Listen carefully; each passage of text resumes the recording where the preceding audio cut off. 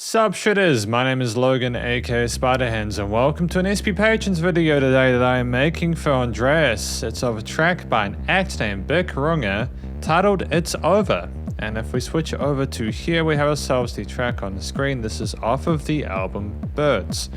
Bic Runga is a local, a New Zealander just like me, a Kiwi, so it's going to be cool to review some New Zealand music. We're going to listen to this track from start till finish. I'm going to hear what we think. Let's go. What do we got?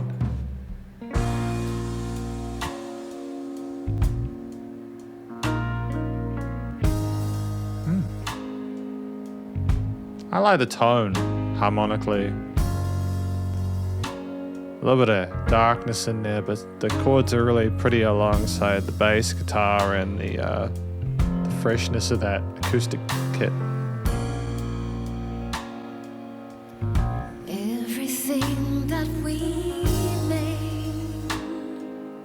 And it's crazy how they got those effects on the vocals, that warble there, the reverb and repeaters.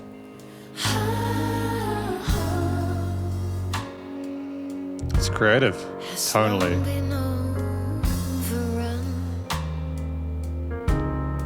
You know, everything that we make has long been overrun is such a simple statement, but there's just so much going on with the performance that it sounds way bigger than that. You know what I mean? Thought our love could be saved. There's a cooler response there on the guitar on the opposite side of the stereo field to where Bic is at the moment, which is interesting. Nice cooler response.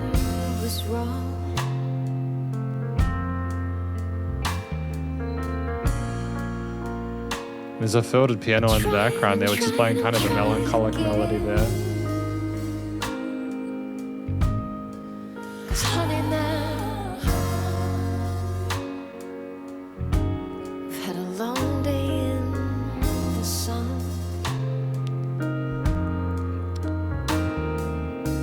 There's some bluesy and pentatonic tones to the melodies in this track that I appreciate.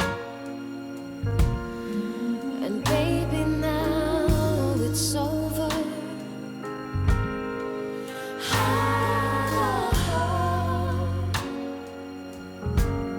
And nothing can be done. And the sub-layer strings with that sensitive.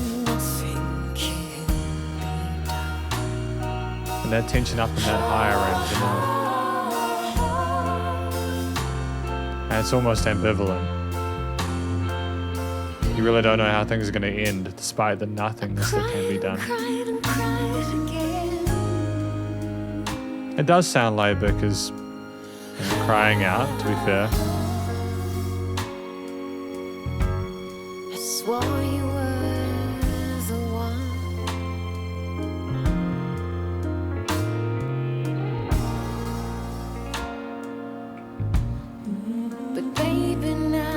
So are those separate backing vocalists? They might be. She might have musicians backing her up. It's over.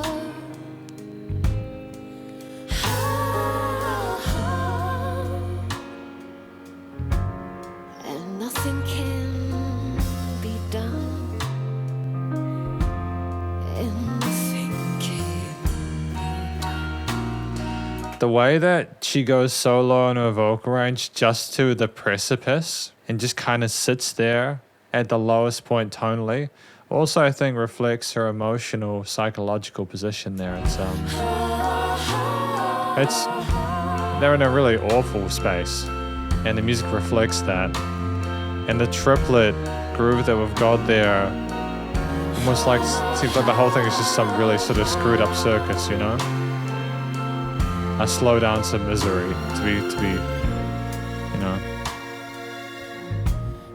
So run and tell your mama.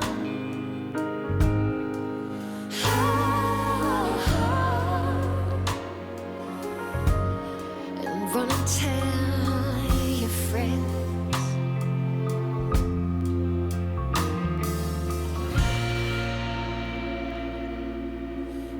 But just how things just end there. There is no more drum groove. It stops. Baby, now it's over.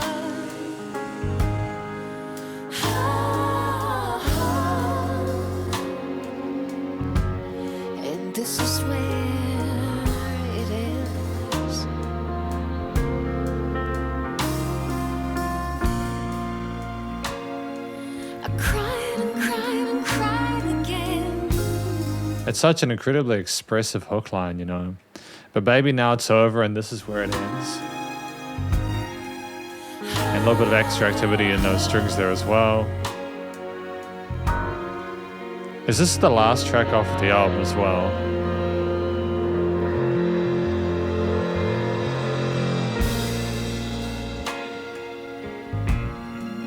Honey, now it's over. Wonderful vibrato on the voice as well, you know, this great vocal technique. And nothing can be done. And nothing can be done.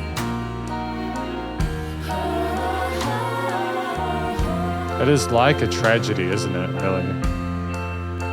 It's a very somber way to end an album.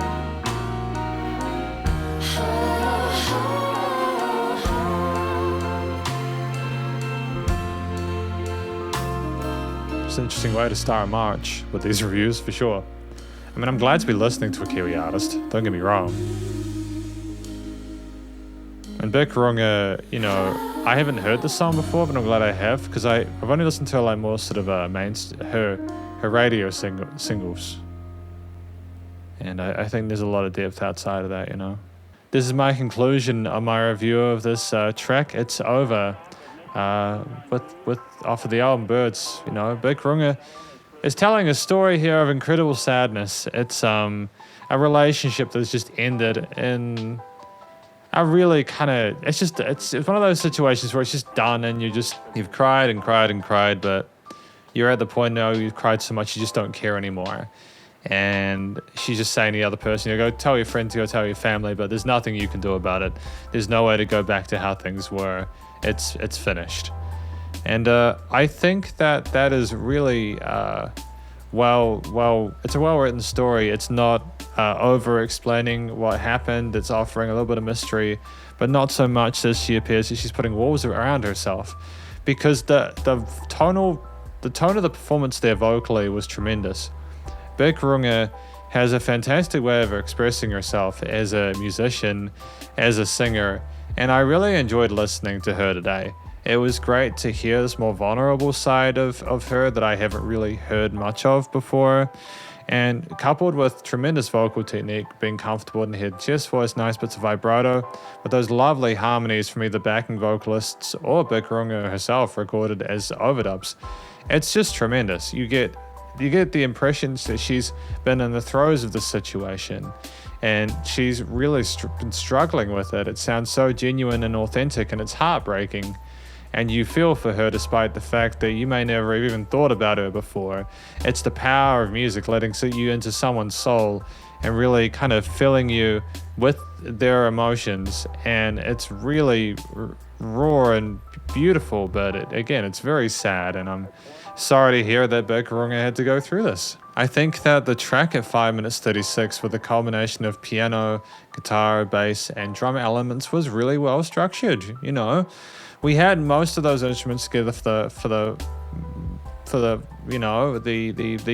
bigger half of it, and I think that the fact that they managed to keep that somber sincerity to the entirety of it in regards to the tone of the performance as well as the way the different instruments were played is wonderful. A lot of the power came from a lot of these instruments performing their key functions, like the bass guitar typically does form a fundamental role in the low end and providing a like a floor for everything else to stand on. And it was nice and thick sounding, rolling around with those root notes of the chord progressions and harmony there, of which there was just this big kind of long 4-chord progression that we had throughout the entirety that's repeated over and over, you know. And usually when there's a motif like that, I'm kind of nervous about how it is being implemented and whether it's going to be done in a way where, especially for 5.5 minutes, it's going to remain interesting. But the combination of the little sort of piano sub-layers there, but the little melodies they played there telling a sad story alongside the guitars that cool and responded when they weren't just having a chord note or whole note kind of groove with the track. And the drums with that sort of triplet kind of vibe on those cymbal hits, but then also just being so subtle there at the same time. and you just had these occasional parts of like distorted guitar, overdriven guitar, especially that end part, to illustrate the how raw and visceral it is, you know, and how depressing it is, you know, that kind of ugly kind of tone to it that made sense in respect to the rest of the track. I also should note that the strings, of course, in that upper end, the higher ones, that were a bit more sort of like energetic and a bit more varied later on, when there was more of a need to develop them further and add different sort of aspects and balances to the track. I feel ultimately that this was a great combination of ingredients there, that they used the right instruments to reflect the story of the track, and that the composition and the various little articulate technical parts, especially on the part of the guitars and the pianos that were played there, never interfered or a detriment to Bic Runga and what she was singing there. It was all very tonally, stylistically cohesive, and I think that there wasn't a note out of place, and you could tell it was a live studio performance, and I'm very happy to have heard it. I'm assuming this would be just as good live. Finally, the recording, mixing, and mastering is tremendous. You know, this is the last track off of an album, so I can only assume that the rest of the track is recorded to the same commercial grade studio quality.